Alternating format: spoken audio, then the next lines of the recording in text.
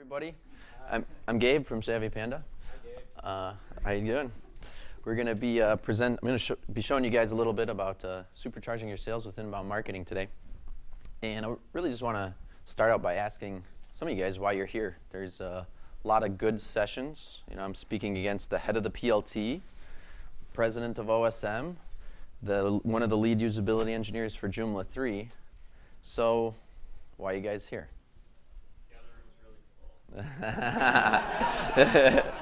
Not the answer I was hoping for.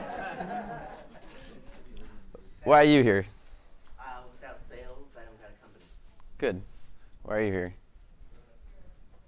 How about Sales? Sales? Okay. I guess we can cut to the chase. That totally didn't work out like I wanted it to. This is what was supposed to happen. These were supposed to go everywhere like this, and it's supposed to rain. And that's supposed to signify money. But we're here to make it rain. We want to make sales. We want business growth. We want revenue. We want more leads. And that all leads to freedom for us and our companies. For us and our clients.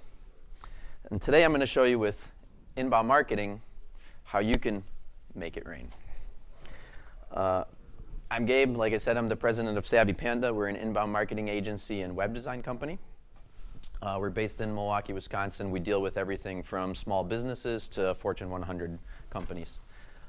Really heavily involved in the Joomla community. I started on the Joomla side, of course.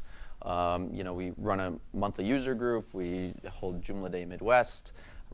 I'm the editor for the business section of the community magazine. We're on the Joomla marketing team, et cetera, et cetera. So we love the community, but I'm also an inbound marketing certified consultant.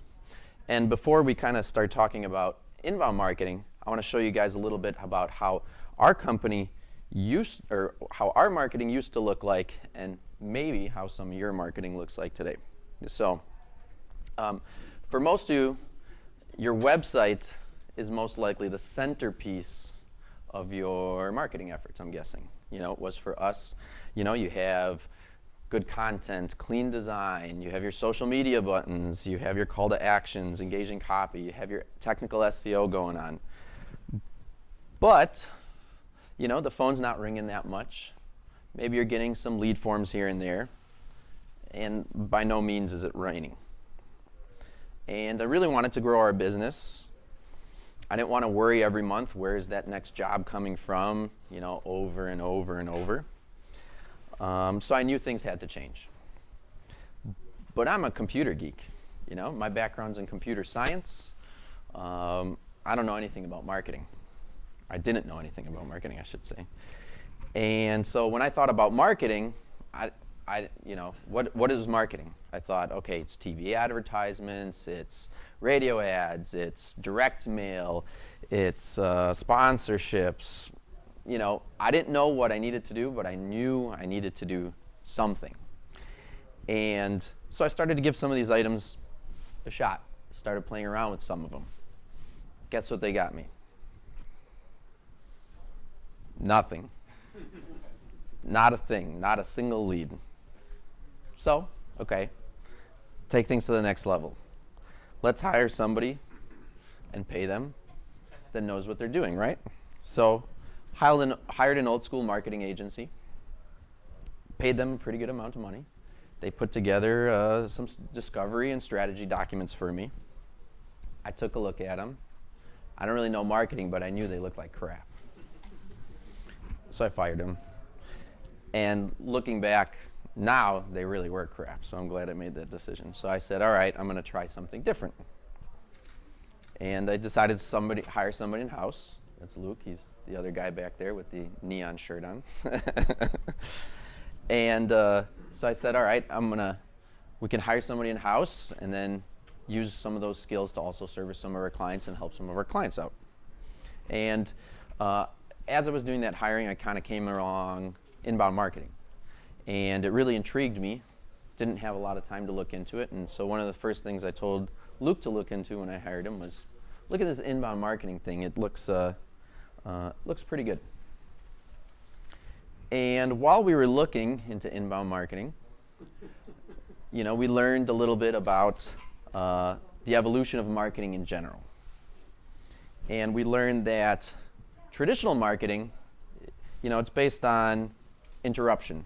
I should say traditional outbound marketing. It's based on interruption. You're trying to interrupt people's daily lives. And you're trying to get noticed. It's really just a one-way conversation. They're talking to you, and that's it. They would use different things like ads, trade show booths, direct mailers, TV ads, whatever it could do to try and get your attention. Essentially, you paid money. The more money you paid, the more leads you got. It was simple. It worked. And for a while, it worked really well. And people got tired of it. They got sick of it, got saturated. They started ignoring it. They started getting DVRs. They started getting all kinds of things to get rid of those interruptions. They started to tune them out. And it was no longer effective. And now we have the internet, right? And when most people want to buy something or find something, they go here. Pretty simple, right? Looking for information on something. They're looking for somebody to provide something. They're ready to go do something right now. They come here. So that shifted the balance of power. You no longer had to have this big heaping stack of money to get more and more leads. So you just had to show up here, right? You had to show up in search. We also learned that inbound marketing, on average, converts 4.6 times more than outbound marketing. We learned about exponential traffic growth. We learned about a 61% less cost per lead. And we learned about shorter sales cycles.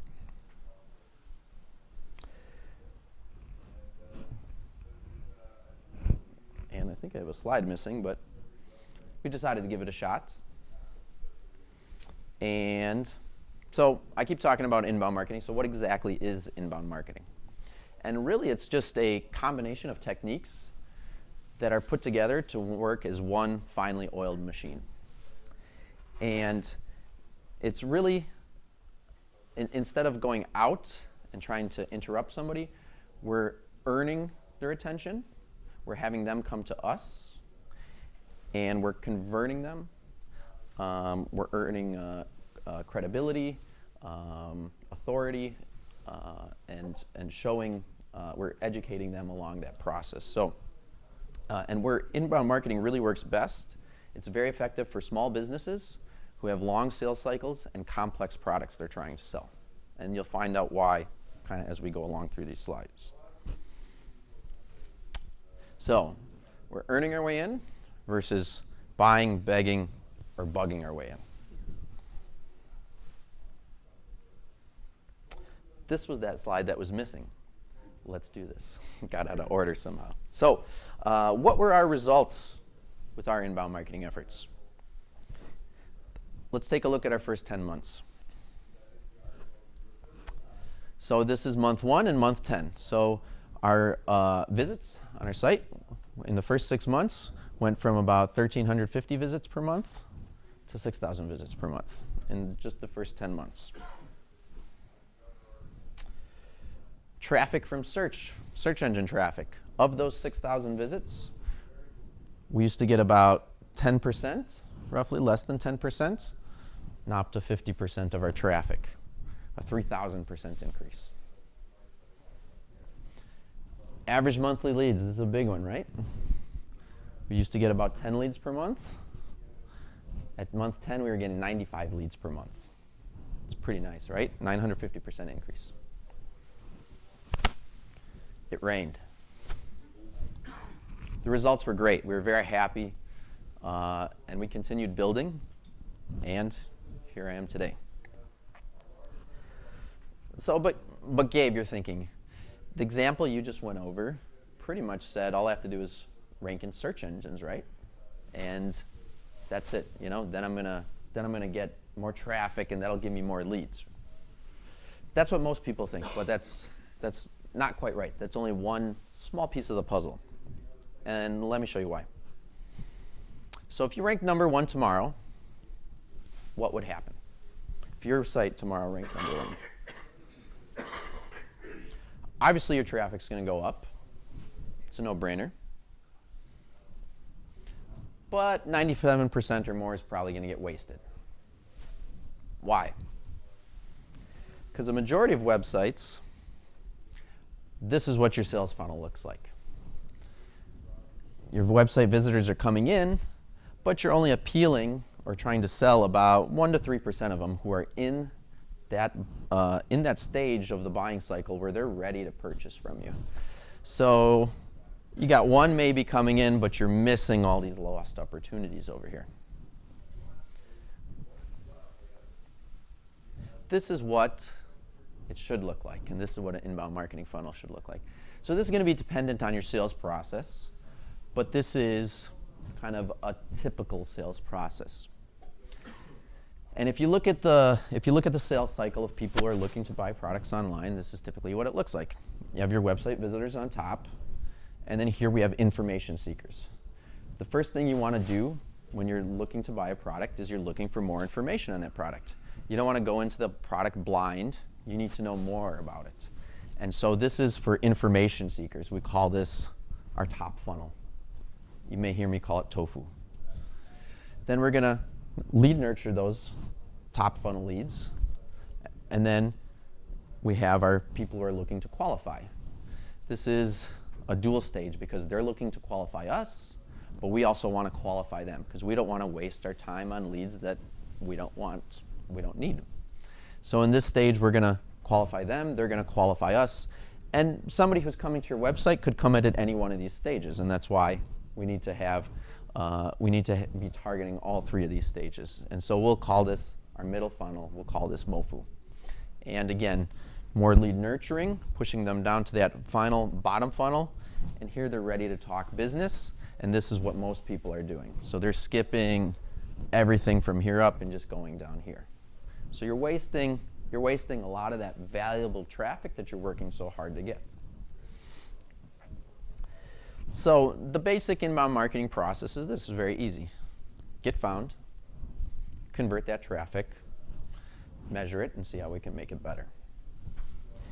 So let's take a look at a small example of how it works. This is Pongo, he's our mascot, Savvy Panda.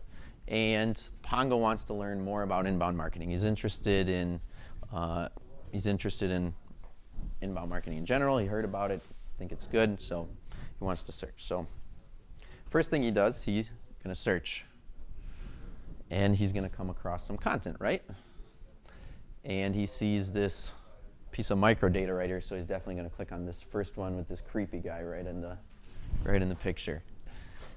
And he's going to get to this blog post. He's going to start reading about inbound marketing and why it's so great. And when he gets to the end of the blog post, he sees there's an ebook. This is our top funnel offer here. And he's going to click on it and download it, go into the landing page, talk a lot more about these landing pages later. He's going to put his information in, and he's going to get his ebook. And maybe the next day, he gets another email and got some more resources in it, teaching him more about inbound marketing. And then maybe he gets another email for another ebook. And now, this is the ultimate guide to hiring an inbound marketing agency. So this is our middle funnel. We're qualifying that lead, right? Giving them more good content, nurturing them down that path.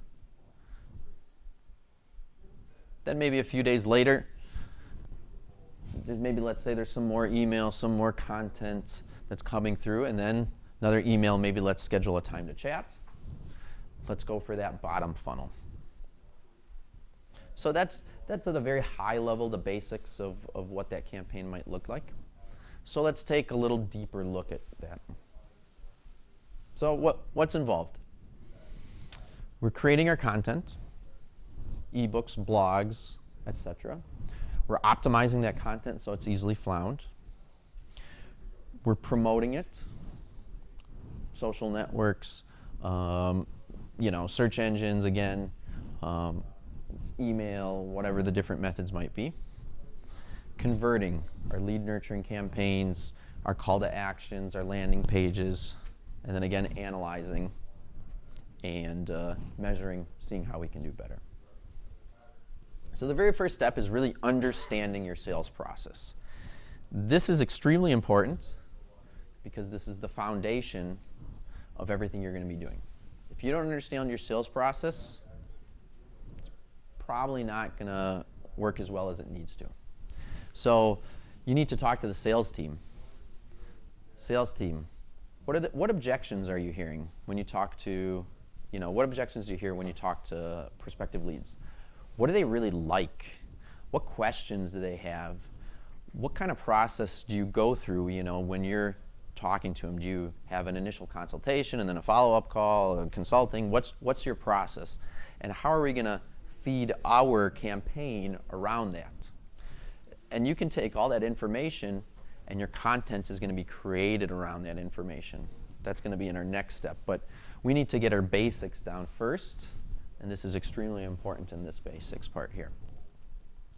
So next step, we want to create our content, and we're going to split our content into two areas. We're going to have our blog content, and we're going to have our premium content.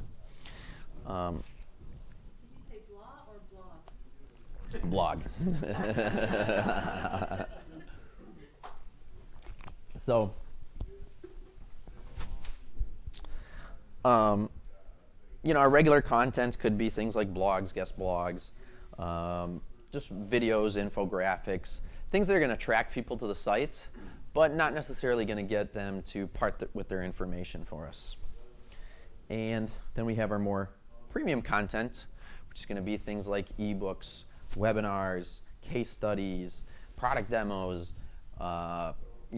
guides, tip sheets, anything that your client or your prospect will find valuable. Something that they're going to, say, wow, I really want to check this out. I really need this, etc. And, there's a variety of things, but really, so we need to create our content first. So a couple examples. I'll use one of our sponsors here today of what they may use. For instance, maybe their top funnel is a developer's guide to web hosting. So they're just keeping things very general for web developers. They're going to teach them about web hosting. And maybe their middle funnel might be something like the ultimate guide to choosing a Joomla web host. So now we're getting a little bit more specific. We're saying we specifically want to target somebody who's a Joomla, a Joomla web host. So we're doing some more qualifying here. And then maybe they want to give you a hosting consultation, but there's so many different things, and it's going to be different for every client. It's going to be different for every business as to what those things should be. So we've went through step one, researched our sales process. We went through step two, created our content. Now we need to get found. Search engine optimization, right? Big surprise here. 60% of the top 3 clicks go to those first 3 spots. So obviously search engine optimization is really, really important. You want all those blogs you're putting out to be found. Every time you're putting out that piece of content, when you put out an ad, for instance, once you stop paying for that ad, it goes away. Every time you put out a blog, that's never going away. Every month that blog is going to be found. And so once you keep putting out more and more content, that's where your traffic starts growing exponentially. Every month that I look at our numbers, I go, I don't know how we're going to beat last month's numbers. But pretty much every month we, without any extra effort versus what we're doing on a normal basis, get higher traffic than the previous month. And so search engine optimization obviously plays a big key in that because we're putting out content, and every piece of content we get out is going to continually build and continually be found. So We need to promote our content using social media, help people find that content. Where are they living? Are your clients on Facebook? Are they on Twitter? Are they, where are they? Promote that content to them. Don't be afraid to promote it more than once per day. Split it up. Yes? Which ones of those are most helpful to you? Whichever one is most helpful to your client. It's going to be dependent on your client and where, you or your client, I should say. So it's going to be dependent on where they live. For your company? I would say, what do you think, Luke? Actually, LinkedIn. LinkedIn, yeah. Oh, yeah, definitely LinkedIn, actually. LinkedIn's been really probably one of our biggest traffic drivers, and then obviously Twitter with the Joomla community. Yeah. I think with inbound marketing, there's a lot more from LinkedIn. Yeah, I So definitely. either Twitter or LinkedIn is on here. This is just a graphic. This is just a graphic, so. Yeah, actually, look out for the new MySpace. It looks pretty awesome. I'm serious. What was that? People still use that? They will, I think, once the new one comes out. Yeah. So the stats of social media are pretty staggering, actually. I think every other business that they surveyed has made at least one sale off of social media. So it's, again, extend your reach, use other people's reach to extend your reach through social networks, promote your content. Email marketing. Obviously we're going to use our email marketing again, but through our, we're going to use email marketing in our lead nurturing, but we're also going to use email marketing to promote to our current network. So you're saying, Gabe, how are we going to use email marketing to get more leads from people that are already in our list? And the stats showed that when you're providing valuable content, people forward that content onto their friends. They forward that onto other people. And I think one of the highest places for new leads, when they did some of the statistics, were from people forwarding those emails off to other people. It's coming from a trusted source. So-and-so, they're saying, hey, check this article out. They're vouching for that. And so there's some really big statistics there on email marketing. Again, we talked about blogging. To blog or not to blog, there is no question, you must blog. This is an extremely, extremely, extremely important part of the strategy. Like we were saying before, I jumped the gun on those statistics, but websites with blogs get 55% more traffic than those without blogs. It's plain and simple. If you take your law of conversions and said, what could we do with 55% more traffic? It'd be pretty nice. But there's going to be a lot of traffic that comes in this way. But beyond traffic, why is blogging important? It's going to help in your sales process. Some of those blogs you write can be used in your lead nurturing campaigns. It's going to help show your credibility and your knowledge. It's going to help show your authority. There's so much importance on what goes on here, and I think people underestimate it. Some people don't understand it. I think everybody in the room understands it. Some people, when we go and talk to certain clients, they're like, blogging, I don't want to talk about what I ate for dinner. They need education. That's not the point. But this is an extremely, extremely important part of gaining traffic, showing the credibility. When you talk to another really good use case for blogging is you're talking to prospect X, they bring up question X. Why does web development cost so much money, or why does this cost so much? Oh, that's great. I can tell you da da da da da, and I'm going to send you this blog post I wrote so you can read about it more after we're done talking. So it can be used in multiple places. And lastly, you need to convert. So a lot of people focus on obviously getting traffic to the site, but they don't have a strategic plan in place once they get the people to the site. We need to address all those top funnel, middle funnel, bottom funnel clients. So call to actions. Everybody familiar with call to actions? Most part, yeah, just graphics. So, top funnel offer, middle funnel offer. Let's address all stages of that buying cycle, and let's convert them. Landing pages, also very important. They're going to click through on your call to action. They're going to go to a landing page. Let's look a little deeper at a landing page. You'll notice at the top, we're removing any distractions. We're removing the menu. We're removing footers. We have a consistent call to action. So our call to action is consistent with what was on our title is consistent with what is our call to action, and so is our actual action we want them to take. Asking a loaded question to help the sales team. Social. Whoops, too far.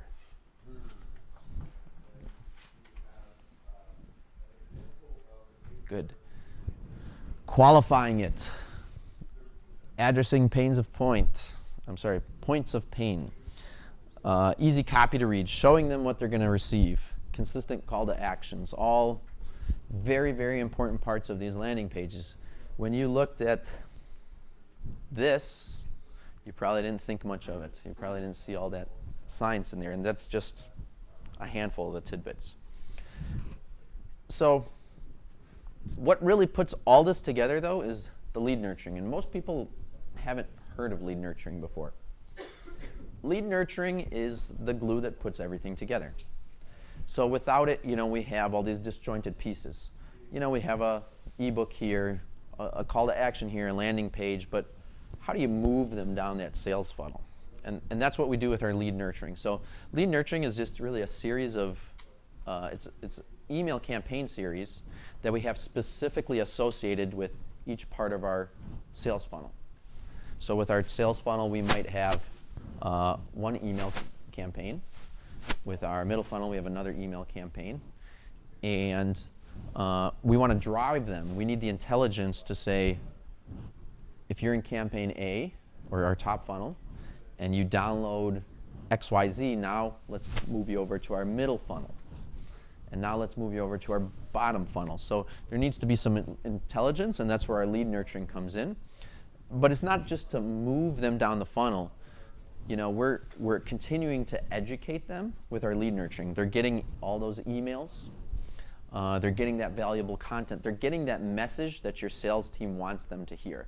So if your sales team consistently hears objection, this costs too much, in your lead nurturing campaign, send them a blog that addresses why it costs so much. So by the time they get to your sales team, they're not going to ask that question anymore. It's already been addressed. That's where that shorter sales cycle comes in.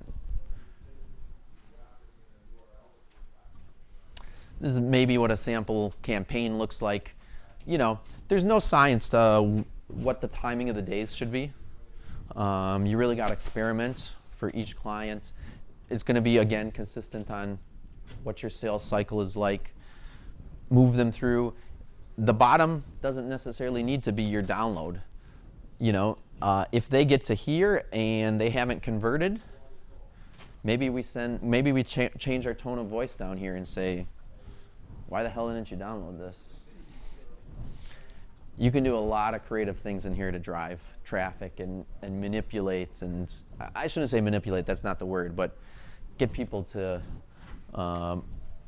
move down your funnel, I should say. Just sample emails, nothing special. And our next step, we need to test, measure, and adjust. I'm sure everybody has heard this before, especially if you're a developer. We need to start looking at A/B testing. We need to start looking at the analytics, how the analytics of our campaigns, how well they're performing. The smallest details can make a really big difference. Let's look at this, for example. These are two bottom funnel CTAs. Schedule a time to chat. Schedule a consultation. Big difference on conversion rates, right? Never would have guessed that probably. So A/B test. Make sure, that's a lot nicer number, 11.28% conversion versus 3.66 on that. That's a big difference you could be wasting. More A/B testing on CTAs. Look at your lead nurturing analytics. A/B test your lead nurturing campaigns. A/B test your landing pages. What are my landing page conversions? That's pretty nice, 30%. Yes. So if you don't look at this data ever, how are you going to know how well you're performing? How are you going to know you can't perform better? And again, metrics don't mean anything unless you act on those metrics.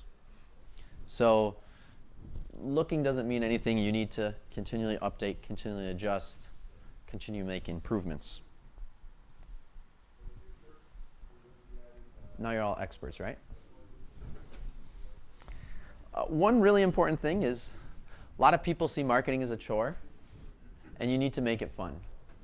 When you make marketing fun and you give it a personality and you enjoy it, you're going to have a lot better success and results. Don't look at your marketing like a chore. Look at it something that you enjoy, you have fun with, and if you do that, you'll be much more successful. So I have a little bit of homework for you guys. We have a free ebook you can download.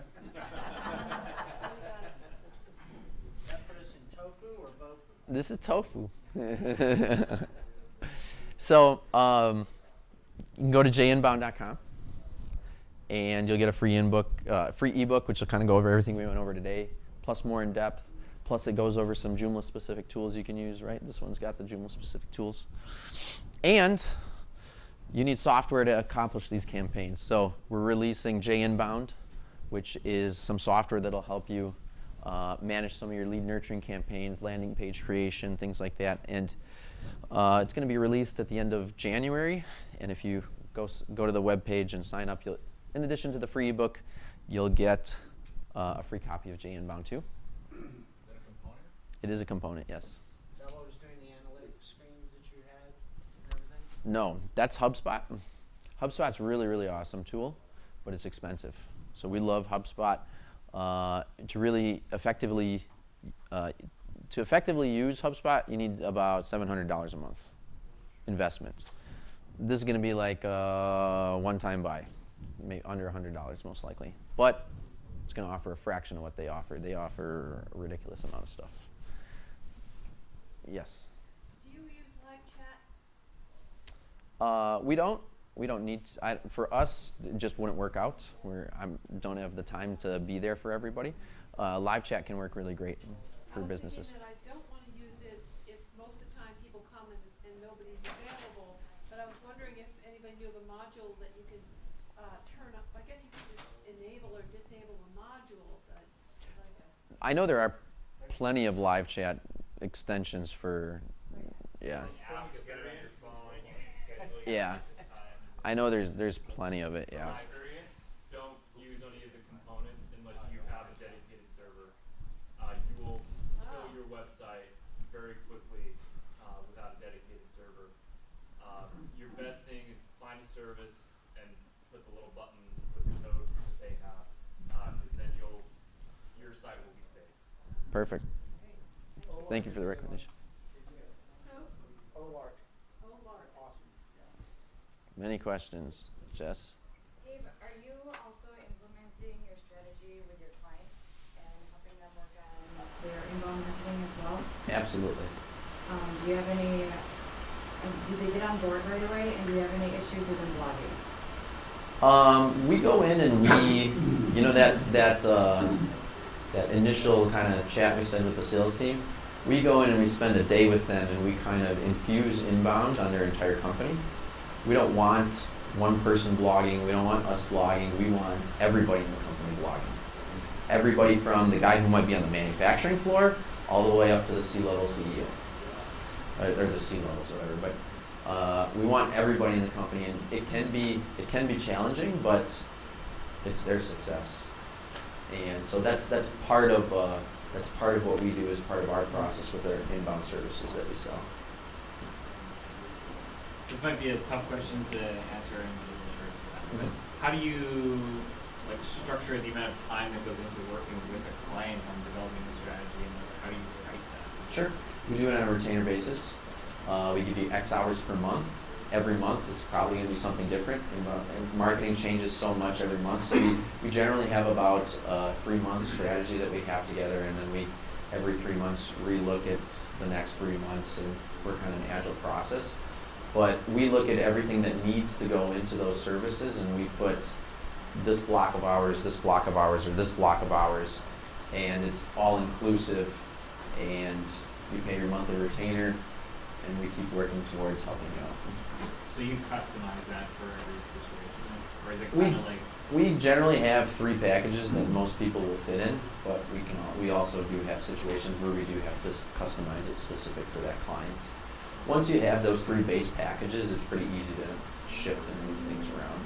Or I shouldn't say 3, but whatever your base packages are. do you use Hubspot then with your clients as part of their partner program? Yeah. Yeah. More questions? Your email drip campaign, do you intermix it with a follow-up phone call or anything like that to ask for the business? Because right now, you're just leaving it to them to come to you for the business and not asking for the sale.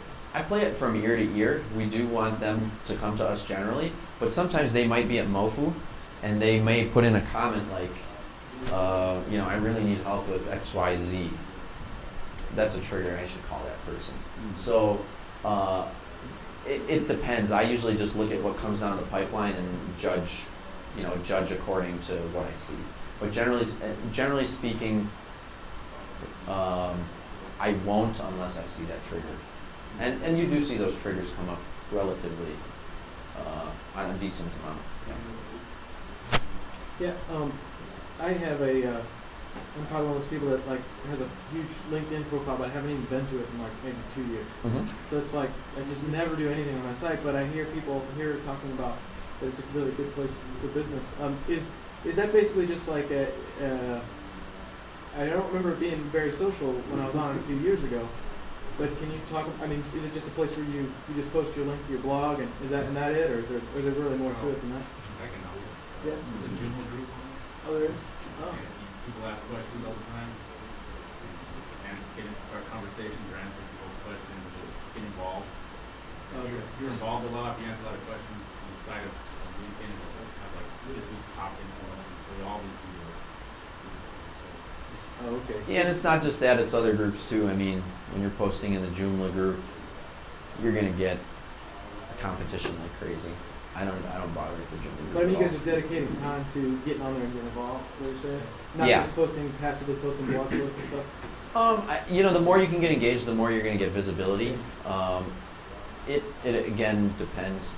Luke probably knows better. He does enjoy doing that, I'd say. Yeah, like you said, the more you're involved, the more visibility you get, and I think it's just up to you and you're looking at your traffic and your metrics to see if there's something that is worthwhile putting more time into than Facebook. So like if you're looking and all of a sudden you're getting all this traffic and maybe some leads in from LinkedIn but none from Facebook, maybe you need to shift your time you spend on a daily basis and where you're doing that. Also depends who your customers are. Pardon me? Depends who your customers are. If they're professionals, it would be on LinkedIn. It would make more sense. If it's just people out there who do the social media sites, maybe Facebook. Yeah, I mean, we've seen our best success has been with LinkedIn, like Luke said, for our clients. With Joomla-related stuff, it's been Twitter. Facebook, we haven't seen a ton of good with. James? Besides looking up clients to companies who haven't done as much inbound marketing work, how do you filter out all these new leads and like how do you handle that influx of leads? Because obviously that's probably growing faster than your sales team has. Absolutely. That's been a challenge for us. I haven't been able to spend as much time there, but we have our HubSpot linked directly into our Salesforce CRM. And when I get some time, we ask questions like, are you a web design agency? How many employees do you have? Are you located in North America? Because those are my factors for what determines who I want to work with and who I don't want to work with. If you're a web developer, I know you're just looking for more information and trying to learn. I don't want, that's not a lead. If you're, if you're below a certain amount of employees, you're probably too small for us. If you're not located in North America, I generally don't like to work with people not in North America. It's just more difficult. So with Salesforce, once I get time, I'm going to automate which leads it keeps and which leads it dumps. So you're trying to qualify your customers, so if they don't qualify, what do you just kick them out? Say sorry, thanks but no thanks for nothing. No, we'll let them keep going through. They could forward. There'll be plenty of people who are on your list who could be your biggest cheerleaders. They may not be your business directly, but they may love you and they may love your brand, and they may kick those emails to other people and they may retweet. Awesome. You just gave yourself more free marketing. That's great. Pardon me? You can track when an email's been forwarded, so we know, we do see that, but you can track that to a certain extent, yeah. If I could follow up on this gentleman's question, talking about, you may get a lot of people that want to schedule the chat, but yet your ideal client, maybe 10 or 15 or 20% is best you try to qualify them through the funnel. Mm-hmm. How do you avoid, or your sales team avoid, spending, I won't say wasting, but hours a day, dealing and kind of filtering off those non-ideal clients? Well, we generally know before we even contact them. And if they contact us and they're not a good fit, we may pass them along to a partner who they might be a good fit for. Just because they're not a good fit for us doesn't mean they're not a good fit for somebody else. So we could pass them on. James asked that question. I like to filter some of those leads over to James. Because I haven't been doing my email marketing. So I just get off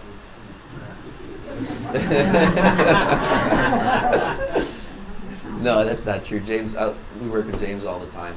He's a really great partner of ours. So I'll give a shout out to James if you guys need some development help. He's a really great developer, and his team is, so hit him up. Sorry, questions. So yeah, I don't know if that answered your question. Somewhat. So I mean, the automation of Salesforce, and if somebody's calling us, or that's one thing, obviously. But that initial, our sales process has multiple steps to it. So in that first step, we'll know right away whether that person is qualified or not. So even if we get on the phone with them, we'll know within that first step whether they're qualified or not when we actually get on the phone with them. And we'll tell them either they're not a good fit or they are a good fit, and then whether we can go on through the next steps of the sales process. A little follow-up to that too is there's actually a strategy behind what types of content you produce. Mm-hmm. And so what you can do is you look at your target clients, the ones that you want to work with or you are working with, and split them into personas based on common characteristics that they display. And then work with your sales team to find out what those personas, questions are, and things like that, and tailor your content around those. And then that way you're creating content that most likely are your target clients are going to be the ones downloading in the first place. And there's also ways on your landing pages, on your call to actions, to put qualifying questions or qualifying statements that, like this is an expert's guide to, versus this is a beginner's guide to. That's a way to qualify someone who's an expert versus a beginner. And so you can tailor your copy on your website for CTAs to try and help pre-qualify a lot of them before they even download it to get in there. And then, like Gabe said, you can use qualifying questions to figure out once they fill it out if they're a client that you like to work with. So Yeah, there's a lot of filtering that goes on before that helps your sales team. But there's going to inevitably be people that come through the sales pipeline that's just becoming sales. I think. Yeah, and there should definitely be a slide right after, as part of step one in there, that should have been talking about personas. And you don't just have to have one persona. You can have multiple personas and create content. You can create content for those multiple personas. So, I'm going to leverage content A for this type of persona and content B specifically for this type of persona. I know you've been trying to ask a question for a while. It might have been answered, but I don't see any prices on your site. So at what point do you hint at those prices? Or We have a blog about it. If you look at actually a lot of inbound marketing companies, they do put their prices on the site. We're still trying to decide where to do it, what to do with that. I don't think we've made a final decision. A lot of companies, though, in the inbound marketing realm, I think they use that as a qualification tool, actually, because it's quite expensive. So they use that as a qualification tool, I think, to help people understand right off the bat whether they're going to fit in here or not. So we don't have our pricing in there, but that could change in the future. We're not sure where we're going to go with that yet. At what point in the funnel do you tell Oh, them at one what- point, right in that first call. But it can depending on your campaign or who you're marketing to, it should appear somewhere within your lead nurturing campaign too. But right in that very first qualification call, that's one of our qualification methods. Hey, this costs, somewhere in there, this costs from X to X. Is that something that you can manage? And if they say probably not, well, it's not worth having another phone call with them.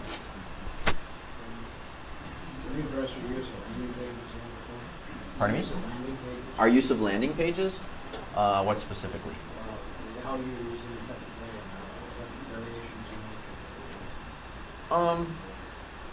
So we obviously have our call to action, which links to our landing page, and we usually use them as a data capture tool. We're trying to get that lead capture data, and we went over some of the items, but there's about with our landing pages and JInbound, there's going to be about 7 different templates you can choose right off the bat, based on the different structuring of what might work well for different situations, and you can just choose one of those layouts per se, and it'll automatically give you a landing Do a page. lot of A/B testing with it. We'd like to do as much A/B testing as we can. I mean, the more data you have, the better, obviously. That done becomes a lot. Yes. Yes, definitely. Stephen, actually, something similar. So, did you use anything before Hubspot that you would recommend for A/B testing? Played around with Google's A/B testing. I forget what it's called now. Yeah, it's just the Yeah. Site optimizer. Yes. Yes. But that's about it. Previously, I know like WordPress has something called Premise, and they have Premise uses Google's A/B testing built in, and they also have another third-party service that's a paid service that you can use for A/B testing. I think it's called Optimizely, that they have built in that you can A/B test with. But previously we pretty much went straight into HubSpot. Well, most people use Google because all the other A/B testing stuff is pretty expensive. So unless you're have a larger budget, it's Google's free. So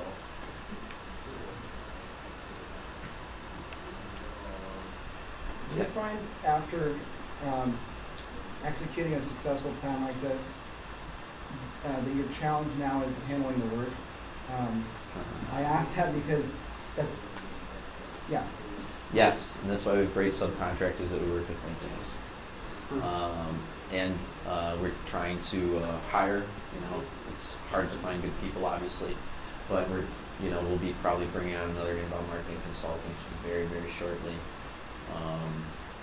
It can be challenging, but it's a good problem to have, and my advice on that is don't try and grow too quick, because that's when all those little cracks that you may not see are gonna explode. So slow and steady growth is better than quick, erratic growth necessarily. Did that answer your question? Yeah. Well, kind of. I mean, are you guys overwhelmed with work is what I'm getting at, like right now, because I could, Yeah. I figured. no, you can slow down work, you raise your prices. Yeah. That doesn't always work. Yeah, exactly. That's the conundrum we're dealing with. Luke keeps telling me to raise our prices. I think I'm going to listen to him soon. You drop the D's and software that you got that's, coming up, start picking up more A's and B's. Is that gonna be basically just tracking pages and users? Or is it just gonna work in conjunction with some of the forms, extensions online? So we're going to have our form builder directly in our landing pages, because we want to make the experience as easy as possible for somebody to come in, make a landing page very easily, create an email nurturing campaign very easily, and then manage all those leads. So ease of use is going to be a very important part of the extension. We'll start out with just the very bare basic needs that you need at first, and then we're going to grow the feature base.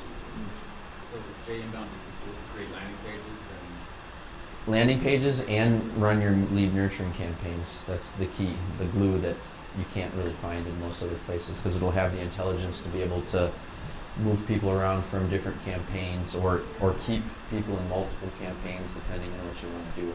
So I think one thing too, just to clarify in lead nurturing campaigns, is different than like a drip emailer or auto emailer. Like if someone converts on a form, like a top funnel offer, and then they start receiving these lead nurturing campaigns, at the point that they convert on the middle funnel offer, it's smart, and it takes you off of that first lead nurturing campaign and places you on the second lead nurturing campaign, so that you're not getting double emails, and so that you're not getting those emails about the first topic matter. And so that's what's a little bit different. I mean, you could do something like that with MailChimp or with another like autoresponder, but then the problem is if your contact downloads like 4 or 5 different offers, all of a sudden they're getting 50 emails a week and being pissed off. So that's where lead nurturing is a little bit different. any more questions? What are you gonna give us? I'm going to give you guys this iPad, actually. You also one that I did register for. Yeah, and I'm not kidding. Go to jinbound.com, get your free copy, and we're giving this away tomorrow for people who register. Everyone register? Pardon me? For everyone who registers? No, not everybody. One person. One person will get this. So, yeah, you guys can do it. That's my shameless plug. Otherwise, thank you.